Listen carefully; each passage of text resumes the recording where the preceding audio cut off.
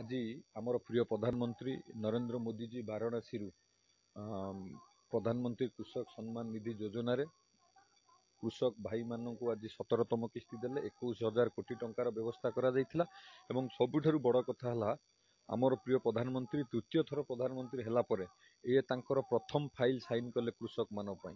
कृषक माने हेले भारतर मेरुदंड एवं कृषक मानकर विकास नहेले विकसित भारत असंभव।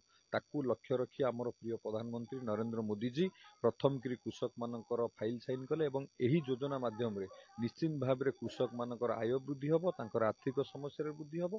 खाली प्रधानमंत्री कृषक सम्मान निधि योजना नु एमती अनेक योजना करचंती। कृषि सिंचाई योजना हो, मृत्तिका संरक्षण योजना हो, विभिन्न योजना माध्यम रे कृषक मानक आय बढ़िवा सहित तांकर आर्थिक समस्या आर्थिक स्थिति आमर प्रिय प्रधानमंत्री नरेंद्र मोदी पीएम किसान निधि योजना रे वर्ष को 6,000 टंका लेखा तीनोटी किस्ती रे 2,000 टंका लेखा देबे ये योजनार शुभारंभ करथिले एवं 16टी किस्ती चाषी पाइथिले। आज 17तम किस्ती पाइले किंतु ओडिशार चाषी प्रकृत रे पीएम किसान निधि योजना रे जेतिकी अंतर्भुक्त होबा कथा गला सरकार ओडिशार सरकार ये चाषी मान को अंतर्भुक्त करि नथिला।